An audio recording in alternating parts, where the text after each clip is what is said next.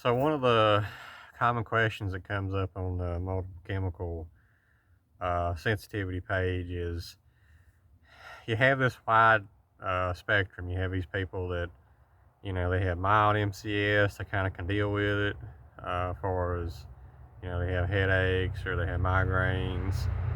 Mine's primarily my chest, respiratory, that's where it shows up first.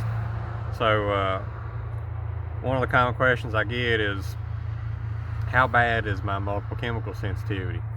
Well, I like to go into that a little bit. As you may know from my previous videos, I had a mold at home. I couldn't live there. There was another home that I couldn't live in. It was smokers. I moved in with my grandmother. I live with her part-time. I can't tolerate my car. That's actually the lighting right now because it's been a long day. I've been on the van pretty well all day pressure washing it, but let's put it this way. If I want to scratch off lottery ticket, and on that scratch off, let's say I won $200,000.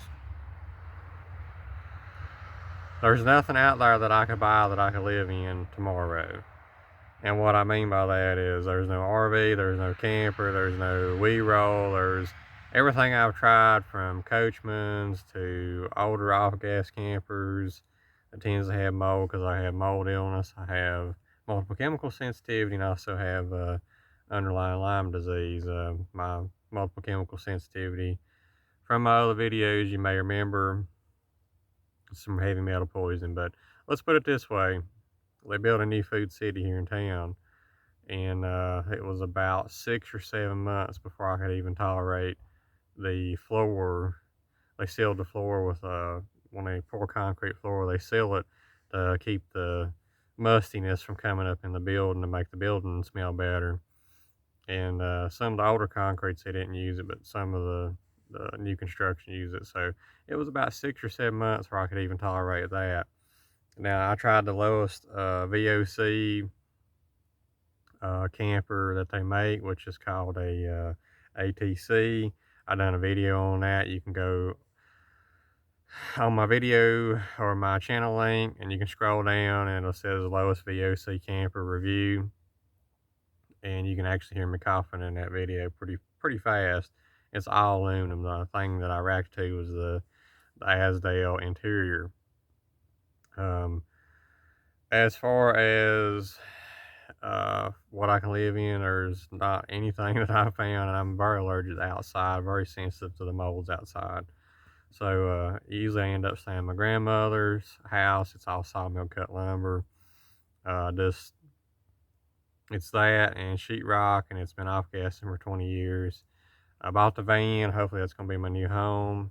So far so good on it. I think maybe that it'll work. It was a contractor's van, so follow my journey on that. Luckily the FRS, my car, it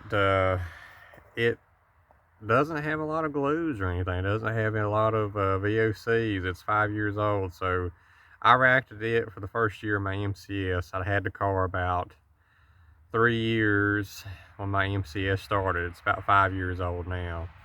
I racked the car the first year that I owned it, or not year that I owned it, but the first year I had MCS severely. And although I'm improving, I can go in Walmart, I can go in Food City, but it's short durations. After 2 hours or 3 hours, I start having mild reactions after 2, 3, 4 hours. That's why I carry the respirator with me when I go in stores. Still can't go down to Tergenol. Still can't tolerate cigarette smoke. Few things that I can't do. My body's getting stronger. I'm putting weight back on, so that's good signs. But back to the question, how bad is my MCS? So my topic is there's nothing I can buy to live in.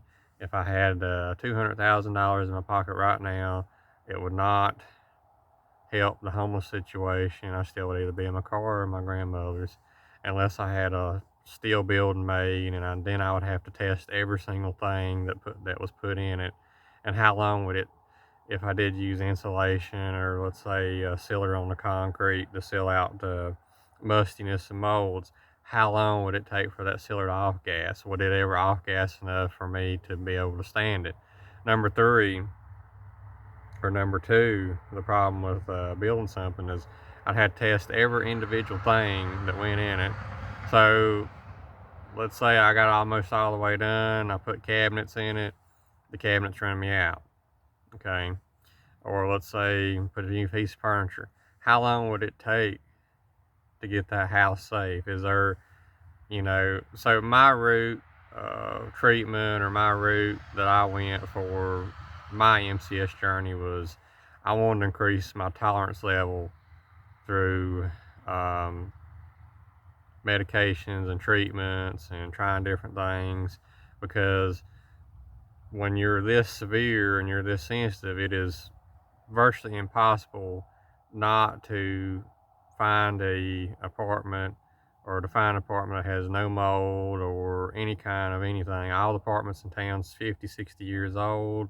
They've been smoked in, pot, everything else. So there's not really anything that I can purchase or move in, or anything like that that would change my situation, uh, given if I won the lottery tomorrow.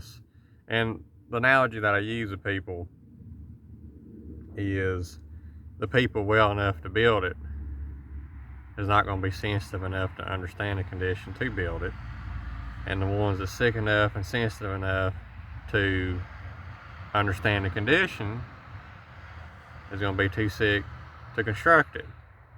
So the problem is finding engineers.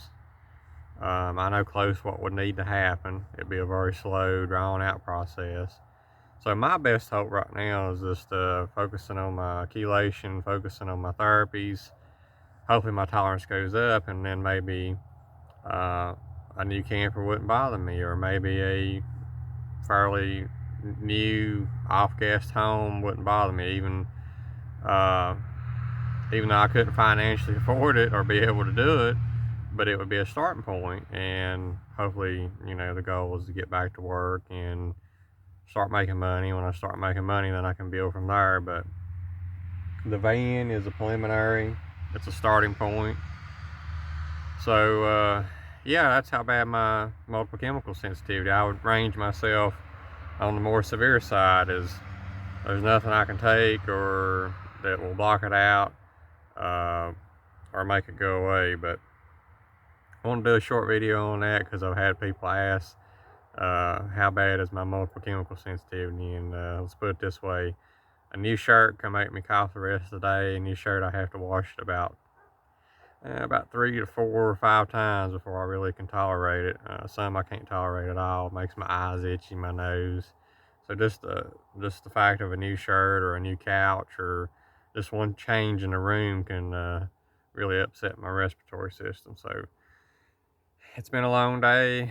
So let's get in some warmth. I think it's 38 degrees. So hopefully that answers some questions, and hopefully I don't claim to be by no means the perfect multiple chemical sensitivity example, but maybe my story is helping some people. So God bless.